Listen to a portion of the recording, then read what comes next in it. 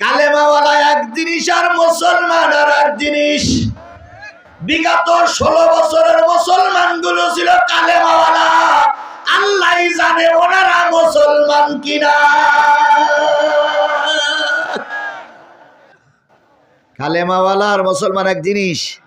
কালেমা সবাই পড়তে পারে, হিন্দুরাও পড়ে। তাহলে 200 কোটি কিওয়ালা? কালেমাওয়ালা। প্রথম ছিল কয়শো কোটি, তার ভিতর থেকে কালেমাওয়ালা বানালেন কত কোটি? এই 200 কোটি কালেমাওয়ালার ভিতর থেকে বাংলাদেশে কতগুলো কালেমাওয়ালা মুসলমান বসবাস করে? 18 কোটি। কি সব মুসলমান? 1 কোটি অমুসলিম বাদ দেন, তাহলে থাকলো কয় কোটি? 17 কোটি মুসলমানের দেশ আমার প্রিয় মাতৃভূমি বাংলাদেশ। বলুন তো 17 কোটি মুসলমানের ভিতরে দৈনিক আজান শোনার পর 5 ওয়াক্ত নামাজ পড়ে কয় কোটি?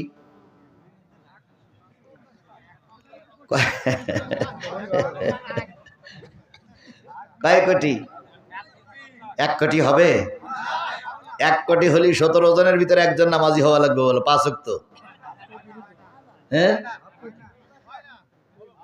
1 কোটি মুসলমান। শোনো উল্লাহ পড়ার মুসলমানেরা, 1 কোটি মুসলমান যদি কালেমার হক আদায় করে 5 ওয়াক্ত নামাজ আদায় করত, আল্লাহর কসম এদেশে রামপন্থী বামপন্থীরা চোখ মোটা করে তাকানোর সুযোগ পেত না।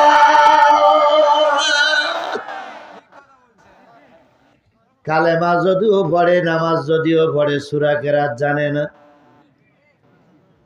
সারা জীবন সেই বাপদাদাদের কাছে শিখানো সূরা দিয়ে চালাই যাচ্ছে। আলাম তারা কাইফা ফালা ফালাই রব্বুকা, কুলু আল্লাহু আহাদ, এও না তেও না, কাল কাউসার, উসুমনি জুদুমনি বুদুমনি সানে, এই রোজা রেখে দিলাম রমজানের জানে। এই কায়দায় সারা জীবন চলছে। যদি কালেমার হক আদায় করতে পারতাম, আর যদি 5 ওয়াক্ত নামাজ মসজিদে অথবা বাড়ি আদায় করতাম, আল্লাহর কসম আল্লামা সাইদির জেলখানায় মরা লাগতো না। আল্লাহর কসম বড় বড় ইসলামী আন্দোলনের নেতাদেরকে ফাঁসির কাস্টে ঝোলা লাগতো না।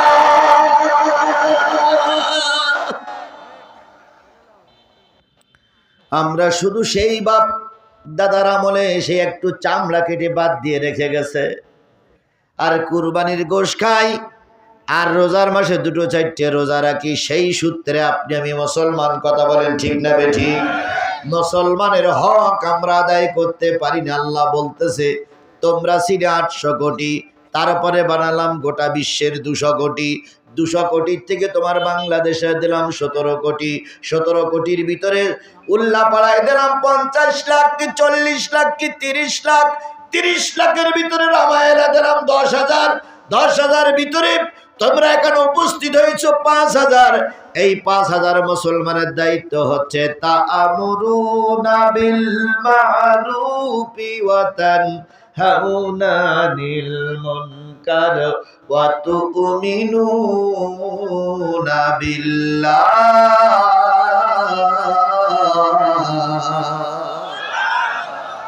তোমরা সৎ কাজের আদেশ করবে, অসৎ কাজের নিষেধ করবে, আর পুরাপুরি কার ভরে ঈমান আনবে? আরো জোরে বলেন, পুরাপুরি কার ভরে ঈমান আনবে? আমাদের কি পুরাপুরি আল্লাহর ভরে ঈমান আছে? আরো জোরে বলেন আছে? আরেকটু জোরে বলেন আছে? নাই, নাই। সারা জীবন আল্লাহর কাছে দোয়া করে আসতেছি আল্লাহ দিন কায়েমের পক্ষে। ঠিক ভোটের রাত্রিতে 500 1000 নোট, 500 বা 1000 টাকার নোট যদি পেয়ে যায়, দিন কায়েমের পক্ষে আপনারা আমার আর ফতোয়া থাকে না, রাতারাতি সিট। কয় টাকায়? 1500 টাকায় আমার ইমান বিক্রি করে দেওয়া পাগড়িওয়ালা তাবলিগির মোট বাবা, তারপরে বিরাট ইসলামী আন্দোলনের নেতা কর্মী সাজালোক আমার সমাজে আছে না? না।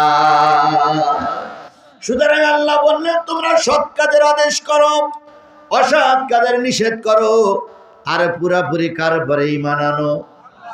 আজকের ঈমান এনে যতটুকু পরিবেশ পাই ততটুকু পরিবেশ রক্ষা করে আপনাকে আমাকে কোরআনের মাহফিলে বসার তৌফিক কে দিলেন? আরেকটু জোরে বলেন, কে দিলেন? যে আল্লাহ আপনাকে আমাকে এই পর্যন্ত আসার মাহফিলে বসার তৌফিক দান করলেন, সেই আল্লাহর দরবারে আবারও শুকরিয়া আদায় করছি, আলহামদুলিল্লাহ। আরেকটু জোরে বলুন আলহামদুলিল্লাহ। সর্বকালের সর্বশ্রেষ্ঠ মহামানব, যার আদর্শ আমার জীবনে ধরে আমি ইসলাম গ্রহণ করে মুসলিম রূপে দাবি করছি, সেই নেতার নামে দুরূদ আর সালাম সবাই মিলে বলছি সাল্লাল্লাহু আলাইহি ওয়াসাল্লাম। ও আমার মুসলমান মিল্লাত, উল্লাপাড়ার মুসলমানেরা বলুন তো, নবীর চাইতে ভালো মানুষ সমাজে কেউ ছিল? নবীর চাইতে ভালো মানুষ বর্তমান কেউ আছে? কিয়ামত পর্যন্ত যদি নবীর চাইতে ভালো মানুষ তালাশ করা হয়, সকল যন্ত্র বিকল হয়ে যাবে, কিন্তু নবীর চাইতে ভালো মানুষ খুঁজে পাওয়া যাবে না। কথা বলেন ঠিক না বেঠিক? পৃথিবীর যত নেতার জন্ম হয়েছে সব নেতা ছিল প্রতিশোধে বিশ্বাসী, আর কেবলমাত্র শুধুমাত্র একমাত্র আমার নবী ছিলেন ক্ষমায় বিশ্বাসী। সিরিয়ায় বিগত 40-45টা বছর, 50টা বছর সিরিয়ার যে সরকার ছিল, সেই সরকার যেভাবে মানুষকে নির্যাতন করেছে, জুলুম করেছে, মানুষ মারার জন্য সকল যন্ত্র আবিষ্কার হয়েছে, আর রসুল এসেছিলেন মানুষ বাঁচানোর জন্য সকল প্রকার যন্ত্র তৈরি করার জন্য।